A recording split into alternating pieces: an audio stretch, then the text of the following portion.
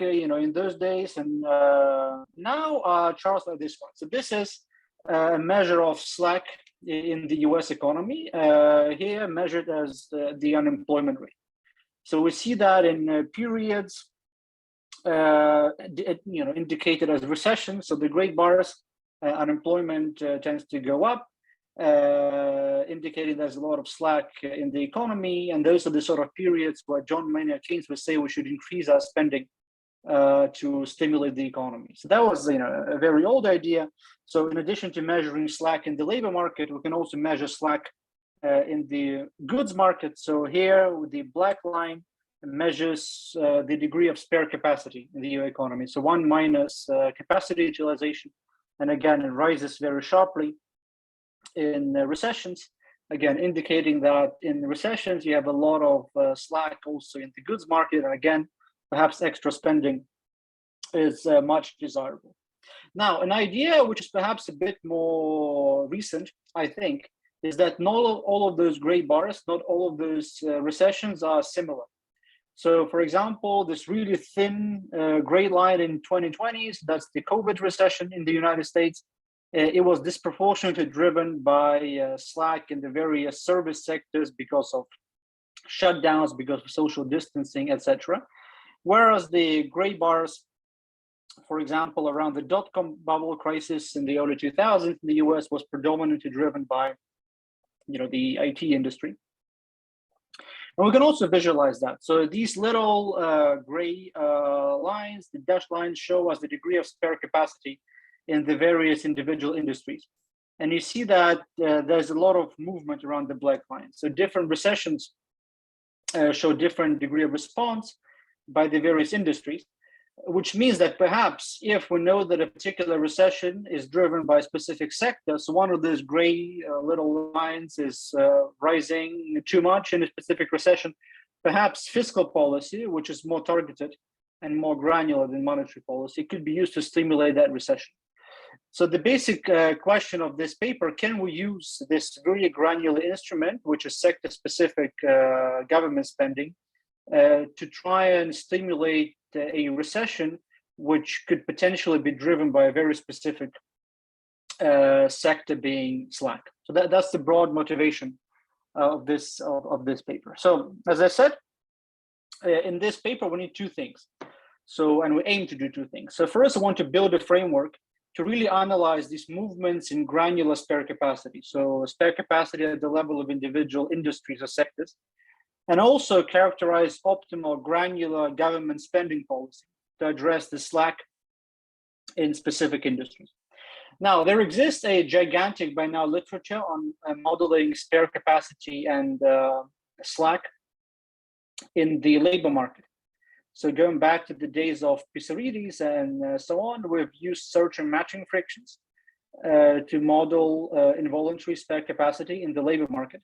So here we're going to do something very similar. And we're going to develop a general equilibrium multi-sector model with search frictions in the granular sectoral goods markets to model spare capacity in those individual small parts of the economy. So in particular, there will be search frictions at the level of individual sectoral varieties. So households and the government will search for goods as final customers, and firms would also search as buyers of intermediate inputs. So everyone in this economy will search, and also firms will face friction on the other side, so they will not always be able to sell whatever they produce. So in this world, because not all visits by household, government, or firms to shops are successful, and not all firms have managed to sell everything they produce, there will be involuntary spare capacity. So despite the fact that firms will want to sell something, they will not always be able to do so. And this involuntary slack or involuntary spare capacity at the level of individual varieties will be inefficient.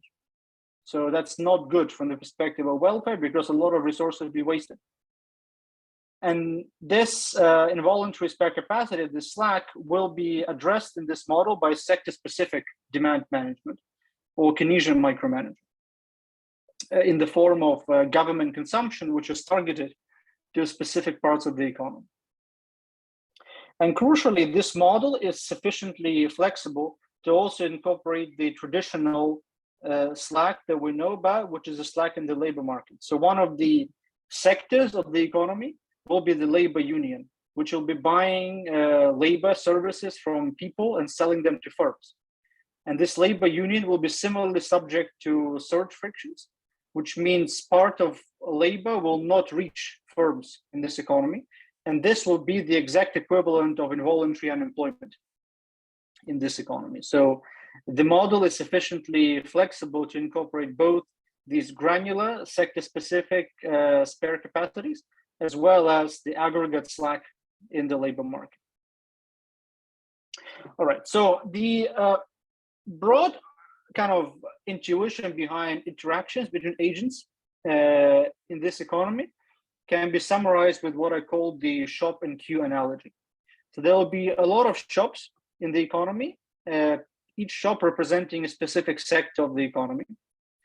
And there will be queues to each shop. So this queue will consist of people, the government, and representatives of firms. All right. Now, if the government steps into a particular queue by deciding to buy something, it will affect each of these shops in two ways. On the one hand, it would make it easier for the owners of these shops to sell their output. And at the same time, it will make it harder for the people and the firms in the queue to sell by increasing the congestion for them.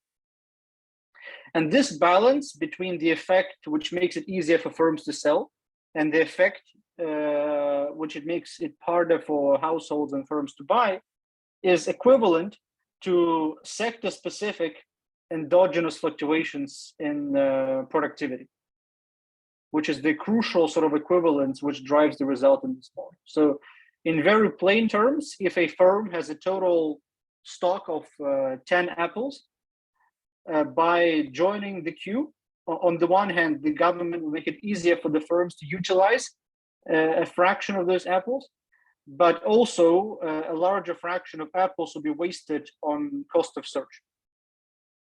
And this is the crucial effect behind the kind of endogenous TFP fluctuation. So in each sector, there'll be a balance between the utilization effect and the congestion effect. So whenever the government joins the queue and decides to buy more, on the one hand, it makes it easier to utilize output in that sector. And at the same time, it makes it harder for everyone else to buy and search in that sector. Whenever the utilization effect dominates the congestion effect, this is equivalent to an increase in sector-specific productivity. So basically more of sectoral stuff is making its way to consumers.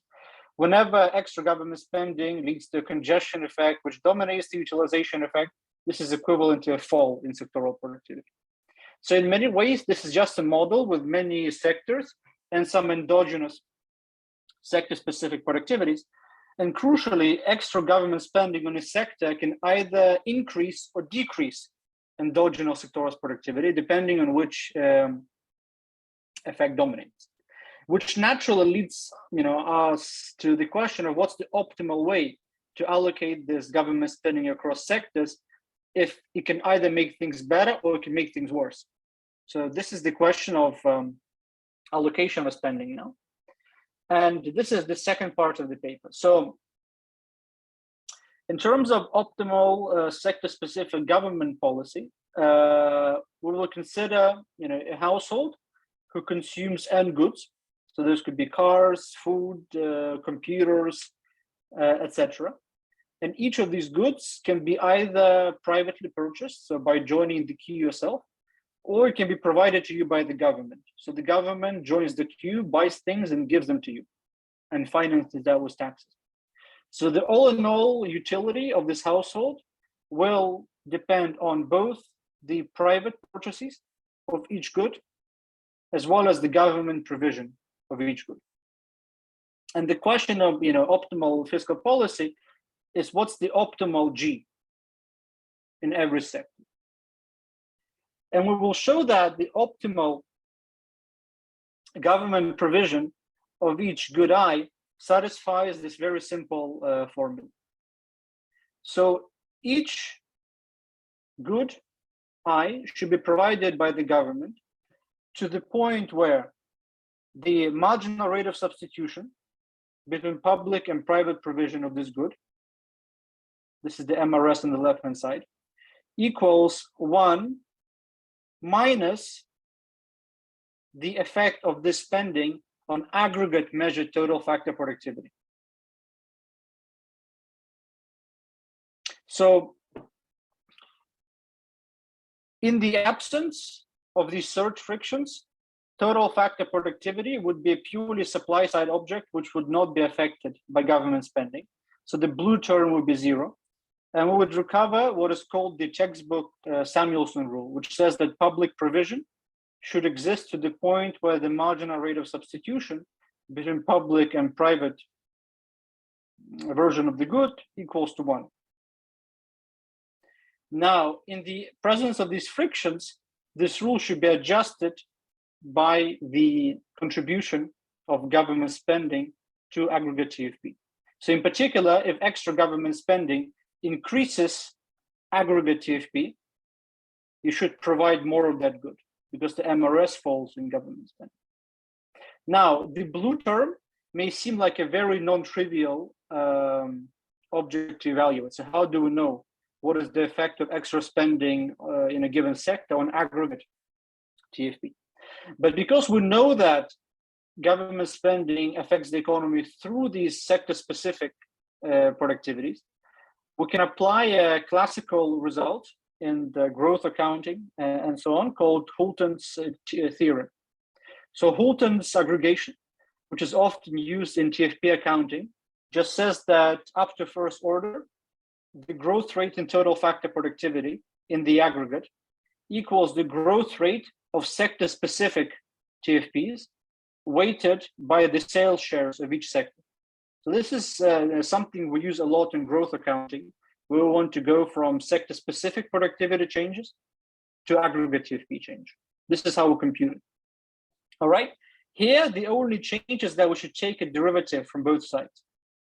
So now the effect of government spending in a given sector I on aggregate TFP is just a sum of the effect of the spending on each sectoral productivity weighted by the sectoral sales shares. So the theory, the model, will give you the derivative on the right-hand side for each sector. So from the model, we will know what is the effect of a spending in sector I on TFP in sector J. And then we would just aggregate them using sales shares to get the aggregate effect. And with that, we have the optimal condition for the provision of each sectoral good in an environment with surge frictions. All right. Any questions up until this point?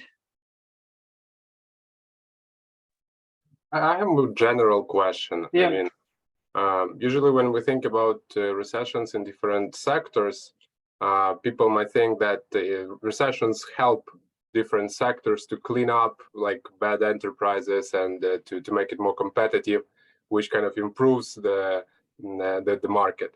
But when here the idea is to kind of subsidize or like stimulate this particular sector, do you have some trade-off here as well, that by stimulating a sector which is affected worse by the shock, then you kind of aggravate problems in this sector? Or you're talking about like sectoral specific shocks? I mean, do you have this distinguish here when you have like a total factor productivity shock or sector specific shocks? So for now, I'll be very agnostic about shocks. So in the background, this could be anything. This could be aggregate or sector specific shock. So these stories about, Schumpeterian growth and recessions cleaning up unproductive firms and so on, this would amount to a more sophisticated theory behind this derivative, behind G log AJ. So if you give me some theory which generates changes in sectoral productivities as a result of the cleanups, perhaps extra government spending will not be effective in changing that GFP. So that would simply mean that this derivative would be zero and extra government spending is not needed. Now, in the simple model I'll show you, you will not have these features, which means this derivative, d log aj by d log gi, will be, will not have these cleaning up effects. But if we wrote a more general theory with Schumpeterian features, recessions, cleaning up bad firms, perhaps the expression of this derivative in equilibrium would change. So that's something that could be incorporated. And that's actually another thing which I like about this theory, even if it's me saying that I think to the extent to which you can write different stories about where these changes in sectoral productivities come from, you could then incorporate optimal spending without changing the formula. All right, any other questions until now? Nope, okay. Next, let me. All right, so let's start by walking through the model now. So the agents in this model are firms first. So the firms are subdivided into n+1 sectors, indexed from 0 to n. And crucially, so this sector number 0 is the labor union sector. So in sector 0, the firms are the labor unions, which simply purchase labor from people and sell them to firms in other sectors. And then sectors 1 to n are sectors which actually produce goods. So with this structure, we also kind of tractably introduce frictions in the labor market as a market in which you trade the good called labor of people. Then you have households who consume these goods produced in sectors 1 to n, and then you have the fiscal authority, which designs and kind of decides on what is the appropriate public provision of each good. So the market for each sectoral good, I, is subject to search frictions, like in a textbook, Diamond, Mortensen, Pissaridis model, which is summarized by what's called the matching function. So Y, in this matching function, are the total sales in that sector. K is the total productive capacity of that sector. And VI are the total visits to that sector. And these visits could come from three sources. Those could either be visits by households, visits by the government, or visits by other firms who want to purchase intermediate inputs. And in intuitive terms, you can think of KI as the size of the shop where things are being sold, and VI is like the length of the queue, which consists of people, government representatives, and firms. A crucial object in this world is what's called goods market tightness, which is the ratio of visits to capacity in a given sector. And again, intuitively, this is how many people are there queuing per square meter of the store. So that's like a measure of how congested your shop is, XI. Whenever XI rises, you have more people per square meter, so the shop is more congested. And these things also conveniently define the probabilities of a successful sale and a probability of a successful visit. So a successful sale is given by the ratio of total sales over capacity. And this naturally rises in goods market tightness. So whenever the shop is more congested, it is easier for the owner of the shop to sell whatever it's inside. Then and then you have Q, which is the probability of a successful visit, which is given by the ratio of total number of visits over capacity. And that thing is naturally falling in tightness. So whenever the shop is more congested, it's harder for you to find what you like because there are a lot of people around you. Now, if kind of visiting stores was completely costless, for agents, this problem would not be interesting because you would simply visit infinitely many times and ultimately you would get what you want. So there would be no real frictions from your perspective. And as always in these models, I need to introduce a cost per visit. So you basically need to take time off work to go somewhere and purchase it. You need to, even maybe pay someone to do it for you. So all of these frictions we model by introducing a cost per visit, which is paid in the units of the good you're trying to purchase. So if you want to queue in the shop for good I, each time you visit the shop, you need to pay row I of the sectoral good for this visit. And then how many times you need to pay this cost depends on the probability of a successful visit. So whenever the probability of a successful visit is low, you need to make many visits in expectations until you buy something, which means in expectation you will waste a lot of resources on search. So, and this could be tractably summarized by saying that successfully purchasing and consuming one good requires you to waste or purchase 1 plus gamma of this good, where the gamma part is the stuff that you need to buy in addition in order to pay for the cost of visits. And naturally, whenever the shop is more congested, so X is higher, you need to make more visits in expectation to buy the good. So this congestion wedge, gamma, is higher. So all in all, it's as if for every good you want to, for every apple you want to eat, you need to actually buy 1 plus gamma apples, where gamma is the cost for visits paid in terms of apples. Okay. So that's the whole search side of the problem. Then firms, so the size of this shop, the capacity needs to come from somewhere. You need to build the shop and what's inside. So to manufacture this capacity KI, sector I needs to hire labor, LI, and intermediate inputs bought from other sectors. So K is given by this production function. Associated with the production function, you got your standard cost minimization problem. So you choose labor and intermediates to minimize the cost of production.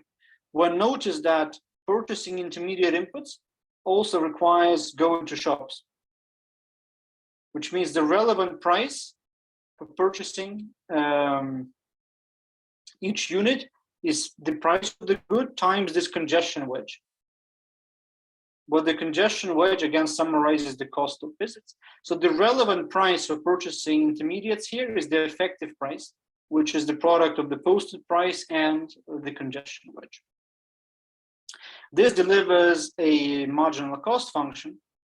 And as I alluded to at the beginning of the talk, because each sector will not be able to sell all of its capacity due to search friction, each sector will have involuntary spare capacity, SI. So SI is given by 1 minus the probability of selling the good. So those are the equivalents of the small gray lines at the beginning of the talk. And then finally, there's a zero profit condition because firms are competitive, just saying that total sales, which is just the price times the fraction of capacity that is sold equals the total cost. That's the whole firm problem.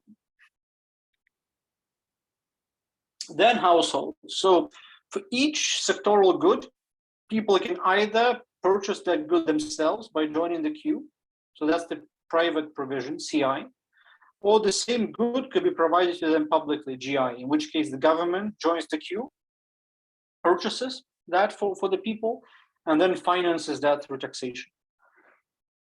All in all, the final demand for this sectoral variety I is given by this aggregator, DI. So DI takes together whatever you've purchased privately and whatever has given to you by the government and tells you how much of this good you have in general. So notice this nests kind of a limiting case where it's just a sum of CI and GI, but it's actually more general than that. So it allows for the fact that whatever is provided to you by the government is not the same in terms of quality as whatever you purchase privately. So for example, education, private and public could be different, or roads which are built by private companies and public companies could be different.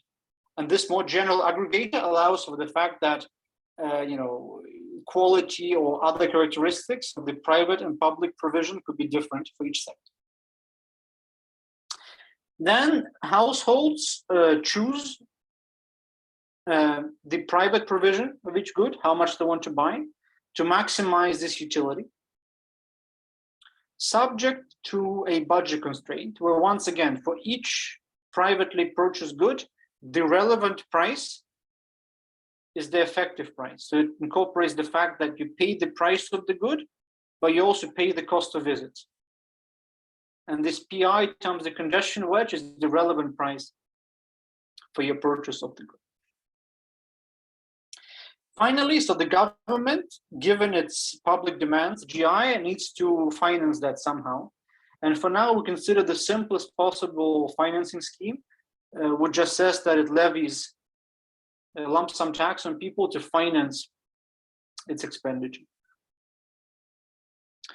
Finally, so given public demands, all of those optimality conditions on the previous slides express all the choice variables in terms of price and tightness. And then to close the model, just need to specify the goods market clearing conditions. So there's, of course, labor market clearing condition, which just says that a fixed supply of labor by household equals total demand for labor from sectors. And then there's a goods market clearing condition for each sector, which is more involved, and that's something I want to spend a bit more time on. So the demand for each sectoral good could come from three sources. It could either be demand from private households, or this could be demand from the government, or this could be demand from other sectors of the economy to use that good as an intermediate input. So that's the total demand for sector I's output. Now, sectoral supply is more involved. So for each sector, there's a capacity K, but then only a fraction of that capacity will be utilized, right? So there'll be spare capacity. That's the top wedge. And then of the amount which would be utilized, a fraction given by the congestion wedge would be wasted on the cost of search. And notice that the numerator and the denominator move in opposite directions as tightness changes. So as tightness increases, on the one hand, you utilize more of your output, but you also waste more of those resources on the cost of search. And if we call the combination of these two wedges A, you can actually formally show that there exists a level of tightness xi such that at precisely that point, the movements of the two wedges exactly offset each other. So the derivative of this is 0. Whenever tightness is below this level, the top wedge dominates the bottom wedge, and A rises in X. And whenever X is above X star, the bottom wedge dominates the top wedge, and I falls in X. And this A, as its name suggests, is exactly isomorphic to sector-specific productivity. So it's as if we have pre-multiplied sectoral capacity by some productivity term, which is endogenous to X. And then you can actually show that this Xi star, where sectoral productivity is exactly maximized, corresponds to the constrained efficient level of goods market tightness in each sector. So the efficient degree of congestion in every sector is such that the two wedges exactly offset each other at that point. And final step, so in all of these search models, because prices and tightness can equally well kind of equilibrate each market, to split apart the movement in the two, you need to specify a pricing rule. So here we just consider a generic pricing rule which links sectoral posted price to marginal cost in that sector.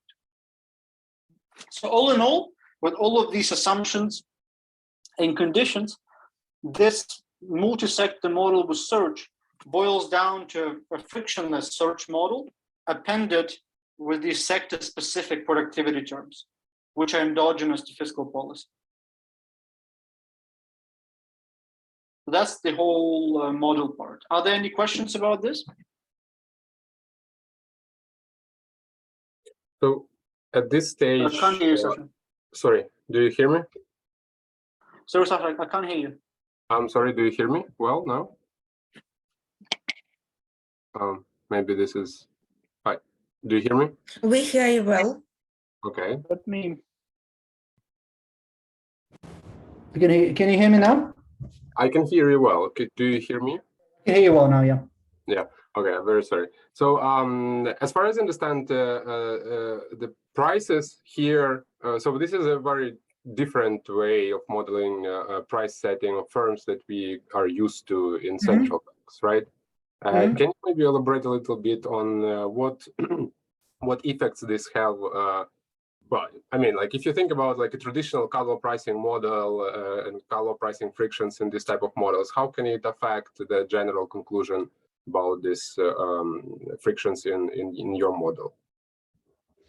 So Calvo would be a very specific, case of this general pricing rule. Imagine I just said this is alpha times marginal cost today plus 1 minus alpha times some exogenous past marginal cost. So that will be Calvo pricing. And in general, you would want to have something like that, like Calvo pricing. Because if prices exactly co-move to the marginal cost in this way, there will be one-to-one pass-through, then there will be no movements in X in equilibrium. And if there are no movements in X, there are no movements in these wedges. So in a sense, the traditional Calvo pricing frictions that we use in New Keynesian models is exactly the kind of stuff you would want to use in this setting to make sure that X moves over the business cycle. But unlike the traditional New Keynesian model, search models, so this one in particular, have an extra margin they can clear markets. So in a New Keynesian model, to kind of clear excess demand, prices need to increase. And if prices increase, excess demand is eliminated. If there's excess supply, prices fall and excess supply is eliminated, all right? Here, both price and tightness could move at the same time to clear. So if there's an excess demand, it can either be cleared with a rise in tightness, so it becomes costlier to search, and then you do not want to have demand anymore, or it could be cleared in the traditional way through the rise in prices. So to split those apart, you need to specify what is essentially an ad hoc pricing rule. But if prices co-move with marginal cost one-to-one, all movements, all excess demand, for example, will be cleared through an increase in prices and no increase in tightness. So there'll be no movements in these sectoral wedges and no role for policy very much. As soon as prices become sticky, in a sense that this price does not move one-for-one with the marginal cost, any excess demand would be cleared partly through tightness and partly through prices, which would generate movements in the sector-specific TFPs, and hence a role for fiscal policy to correct those movements. Okay, really complicated for me. Yeah, and also with the question about debt. So here you have lump sum taxes and the debt. So you have no debt in the model, right? Mm-hmm. Did you consider like extending? I mean, to add debt, you need to make the model dynamic, which would add a lot of complications. Mm-hmm. But that's how you add debt. One way to kind of relax lump sum taxes in this static model would be to say that you need to add distortionary taxes to finance your spending. So for example, you could add a tax on labor income, or you could add a tax on sales to firms, or payroll tax. In which case the problem would change, and we're actually working on that extension, but the general principles will remain the same.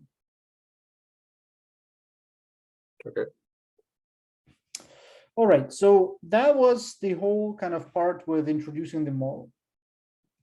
Now let's think about optimal fiscal policy in this world. So as I've alluded earlier, So why do you need policy in this world? So any shocks would need to be cleared by something in this world. So a shock which creates excess demand for some sector would be partly cleared through a rise in tightness of that sector, and hence will generate this movement in sector-specific TFP, which is inefficient because it's driven entirely by frictions.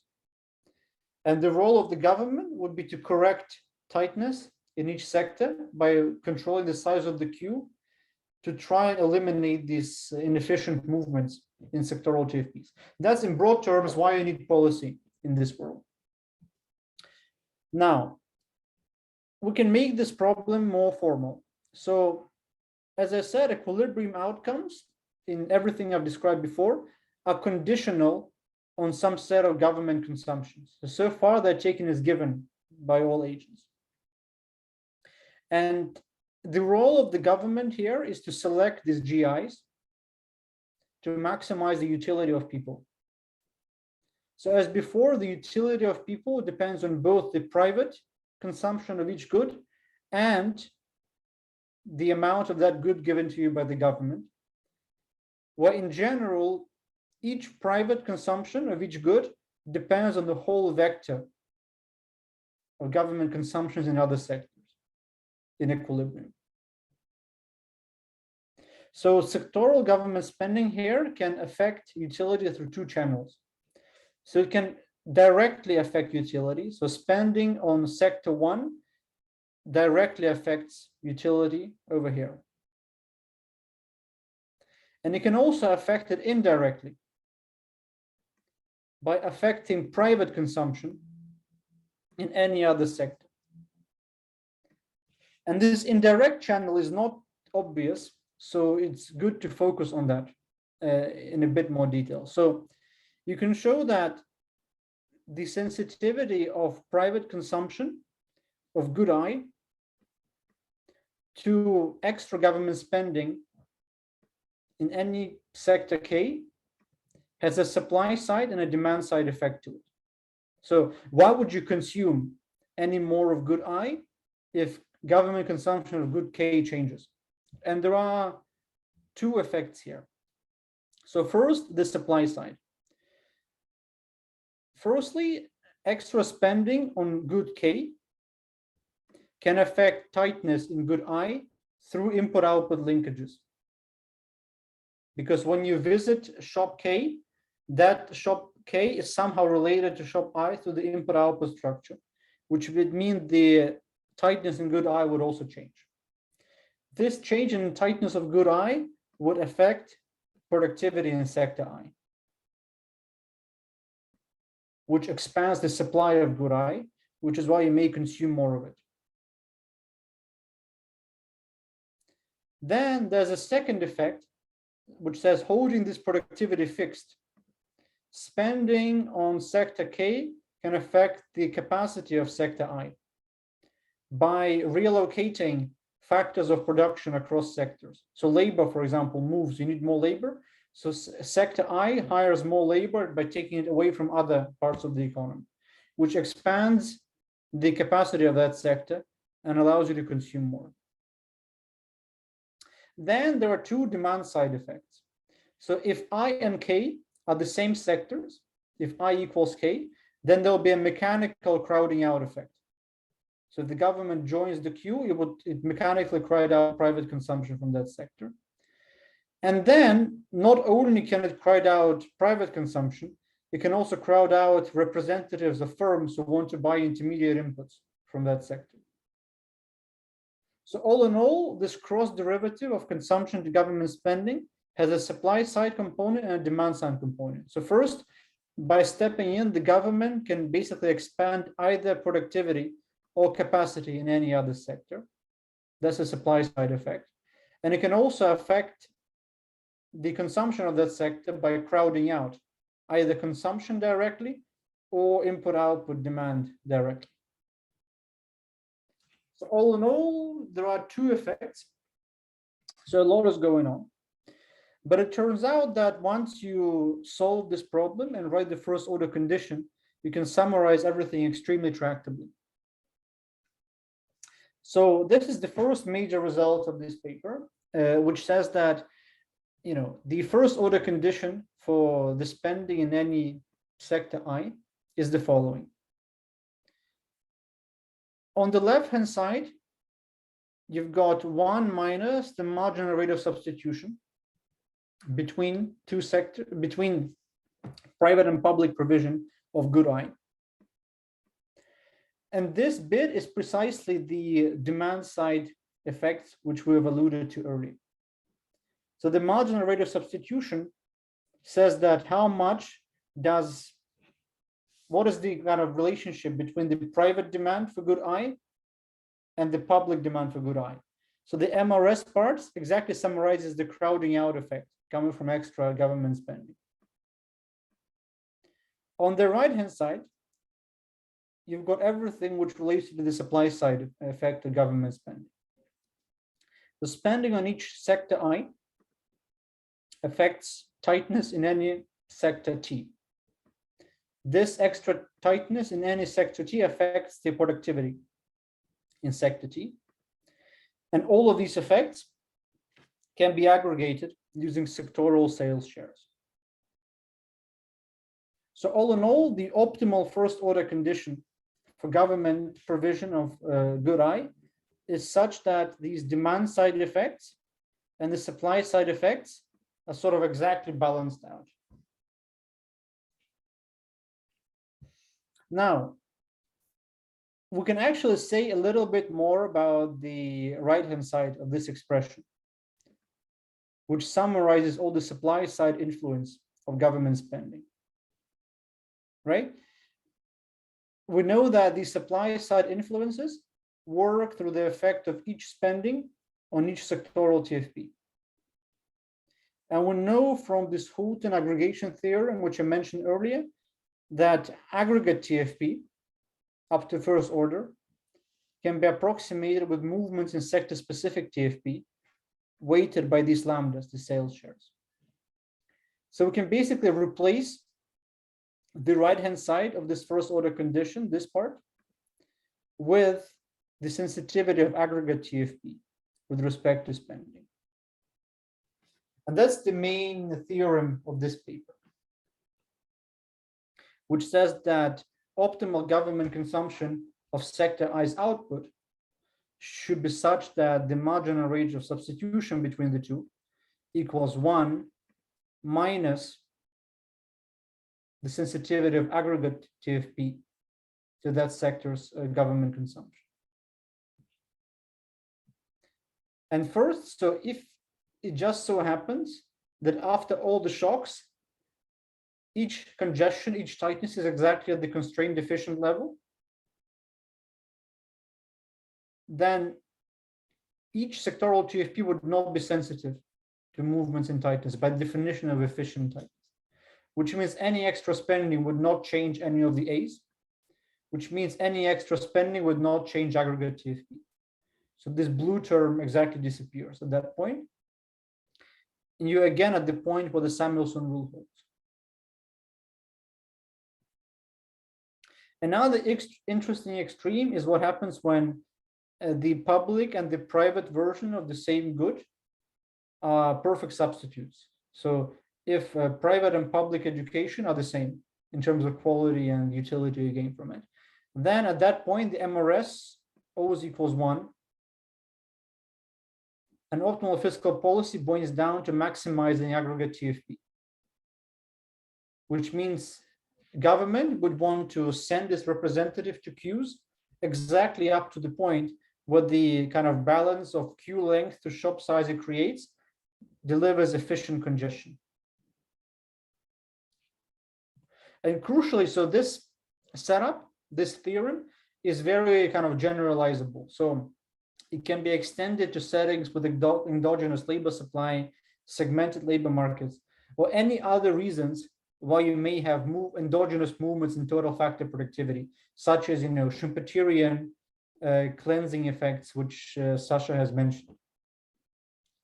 Any model whose inefficiencies and frictions can be summarized by movements in sectoral endogenous TFPs would have fiscal policy which satisfies this theorem. And if there are no such forces, then TFP will be purely supply determined. So the blue term would be 0.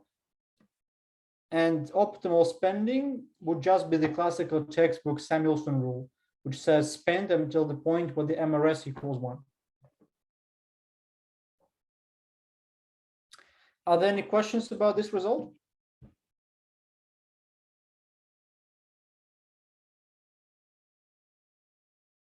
Nope. Okay. Then the final bit, I think I have about 10 minutes left. So let me show you basically how to then approximate this theorem, this condition, in terms of some micro kind of primitives, which you can measure in the data, and then bring this rule to the data as well. So first, I will need to put some functional forms on things. So I will assume that this aggregator across private and public provision of a good takes the CES form, where crucially this epsilon is the elasticity of substitution between the private and public provision of the same thing. So if epsilon goes to infinity, this would be just CI plus GI. So private and public versions of the same thing are identical. As epsilon tends to 0, then they're perfect complements, so they're exactly different from each other. So broadly speaking, the larger epsilon is, the closer substitute CI and GI become. Then we assume the utility is just additive in these GIs, taken to some power, which is like coefficient of relative risk aversion. Then we assume that the matching function is Cobb-Douglas. And I assume that the pass-through of cost to prices is constant. So Ri is the degree of price stickiness. So if Ri is 0, then prices move 1-for-1 with marginal costs, and tightness does not move, so there's no room for policy.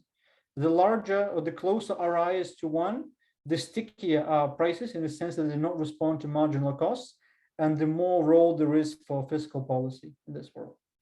Okay. Then going back to the first order condition, this we already shown. Basically, each term in this condition, so omega g, MRS, lambda t, all of these derivatives, all of these things can be shown to be a function of all the tightnesses and all the ratios of public to private provision. This is something you can show after some algebra. So all in all, this condition can be approximated in terms of these variables. And not just that, recall that the way I have defined my spare capacity S as 1 minus F, there's a 1-for-1 correspondence between tightness and spare capacity. So I could equally redefine all of those as a function of all the spare capacities across sectors and all the ratios of public to private provision. And then to deliver an approximate rule, I need to find basically a first order Taylor approximation of this condition around some point in this space. That's just a standard kind of log linearization procedure. And the specific point I will choose today because I only have 8 minutes. So we will approximate this condition around the point of constrained efficiency. So I will just approximate the condition around the point where all of the spare capacities are at their efficient level. And all the spending is also at the, if you will, flexible price level, such as MRS equals 1. Okay, so what you do, you take this point and find a first order Taylor approximation of this condition around this point. This gives you an approximate rule for how fiscal policy should be conducted. And all in all, after some algebra, you can show that this deviation of public provision of each good, GCI, can be expressed as a function of all the spare capacities in all other sectors.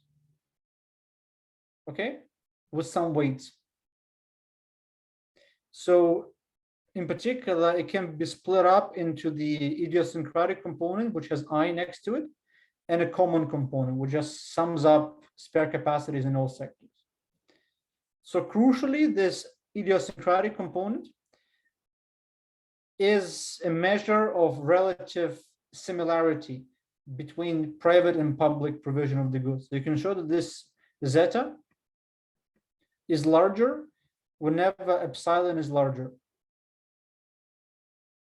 So first insight is that whenever private and public versions of the same good are closer to each other, you should channel more spending into that sector. So that was perhaps not so surprising. I think more surprising part is that this bit should be multiplied by some weighted average of spare capacities in all sectors. So you should not only respond to movements in spare capacity in sector I, you should respond to movements in spare capacity in all sectors. And your sensitivity to each of those spare capacities is a function of three things. First, you should be more sensitive to movements in spare capacity in some sector if it's larger, so its sales share as lambda is larger. Second, you should pay more attention to spare capacity in that sector if its prices are stickier. So if prices in that sector are stickier, prices are not going to be able to clear markets in that sector, which means markets will be cleared with tightness or spare capacity in that world, which means there'll be more inefficient movements in these endogenous TFPs in that sector. So you should use spending more there to address that. And the final part, you should pay more attention to movements in spare capacity in sectors which have a lower elasticity of the matching function, lower eta I.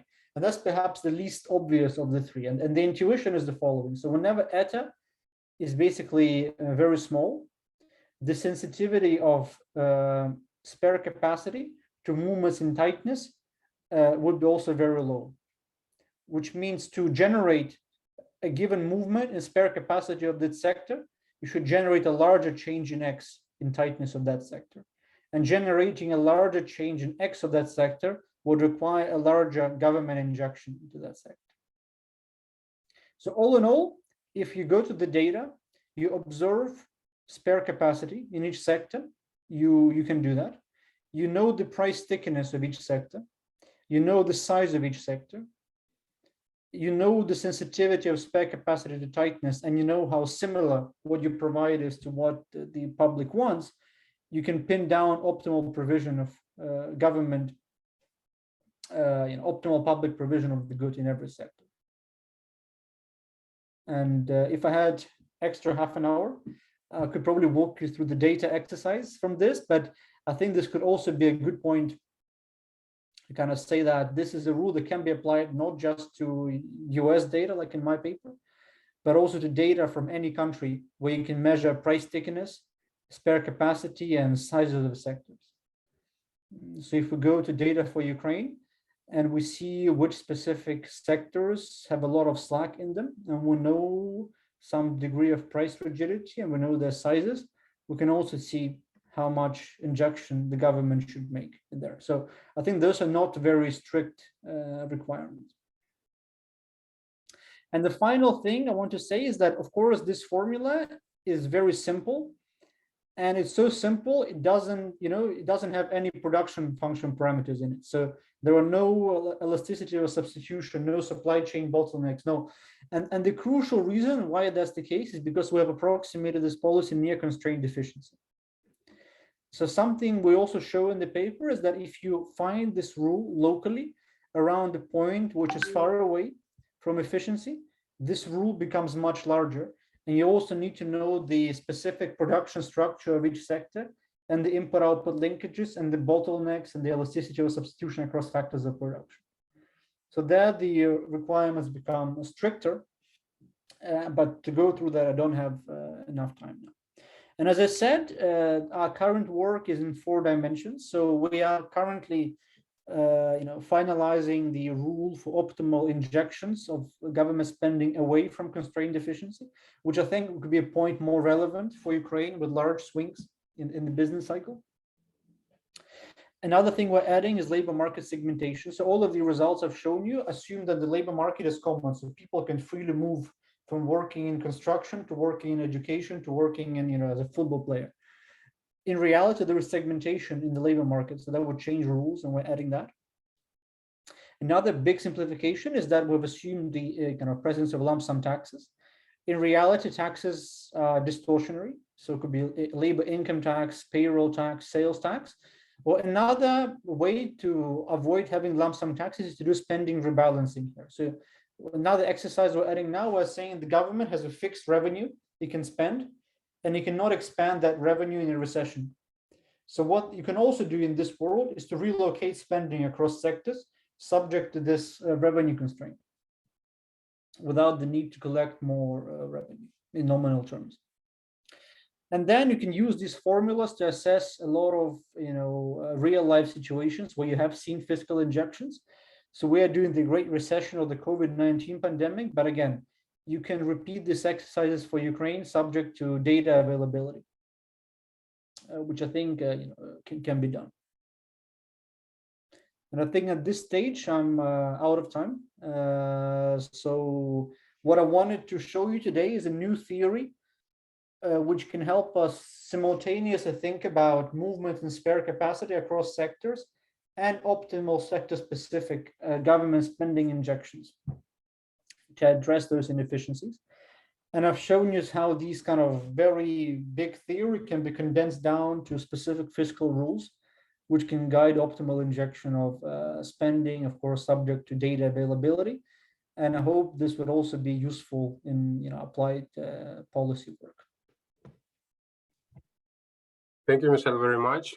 Do we have any questions from the audience?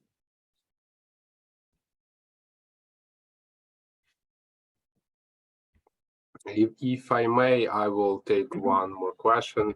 So I can't stop thinking about prices. This is like a central banking issue, because every time we talk about Keynesian micromanagement or Keynesian policies, we always, and when we look to the history, we always think about monetary policy as well, right? So that we experienced many periods when governments applied more Keynesian policies, but we also experienced more different monetary policy regimes for these countries. And usually, like the major conclusion was that under the monetary-led regimes, these fiscal stimulus programs in times of recessions are not kind of like monetary policy always overcome fiscal policy or something. So I cannot stop thinking how can we think about monetary policy here in your model? Because can we make an interpretation that, for example, when R is very, very small, right, that it means that prices are flexible? So when R is, let me go back to this. Okay, so when R is basically when R is 0, prices are perfectly flexible. Yeah, so can we interpret it like that, which means that monetary policy does a great job, and by kind of making this prices flexible or something? Yeah, so imagine that I had a policy which could try and control these prices. If I could manipulate my prices in such a way that they respond one-for-one to changes in the marginal cost, there'll be no need for Keynesian micromanagement. So this is a formal result in this world. So imagine, I go back to the optimality condition. So if prices moved one-for-one with marginal cost as a result of monetary policy, then tightness would always be fixed. So can we interpret this that this theory, this can be kind of this can help monetary policy to do a better job when monetary policy is constrained? Absolutely. So imagine RI is the kind of pass-through after monetary policy has done its job.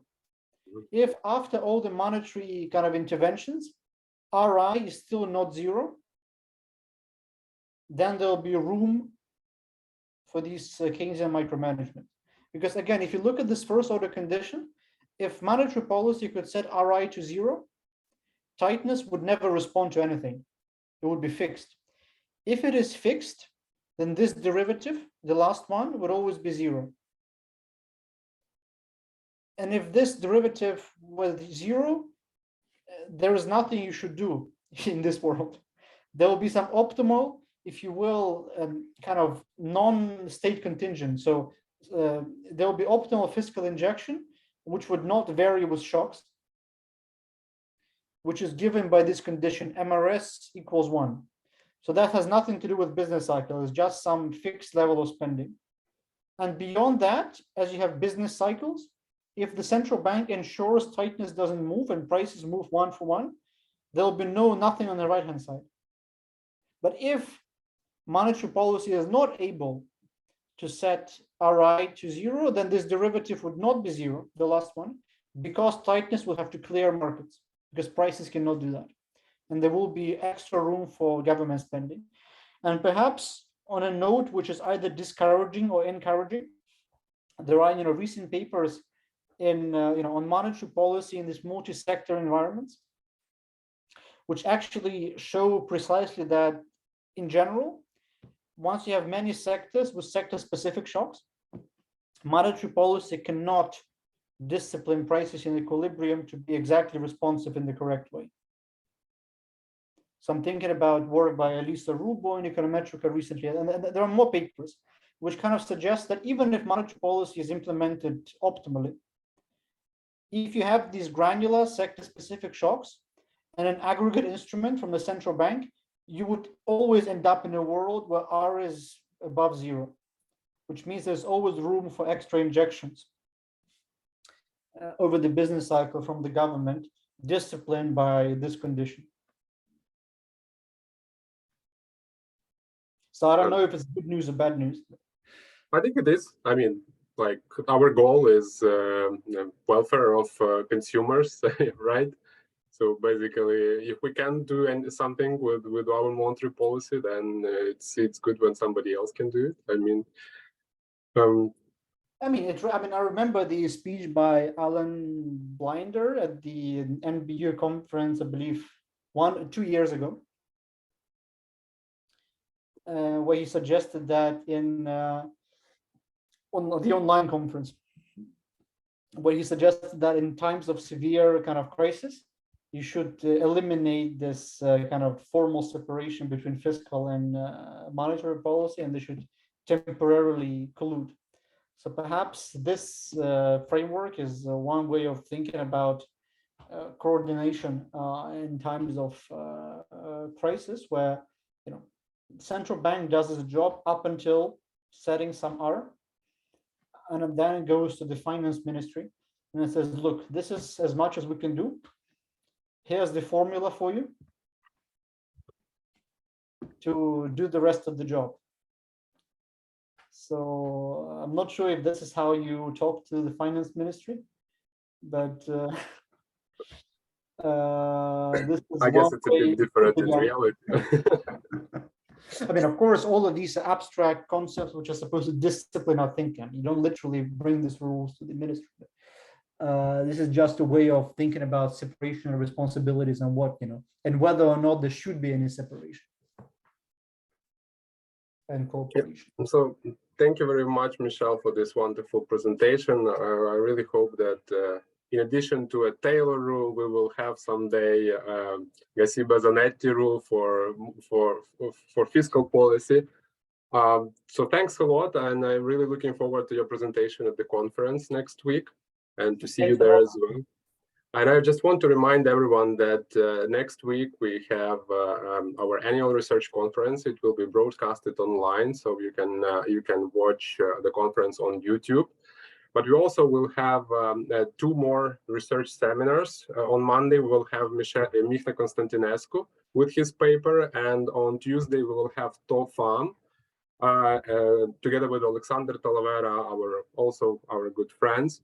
They will present their papers, which will be later presented at the conference. So I encourage everybody to attend, since I expect very fruitful presentations and discussion. So thank you, Mishel, one more time. Really happy to see you. Likewise. Okay. Thanks so much. See you. See you. Goodbye.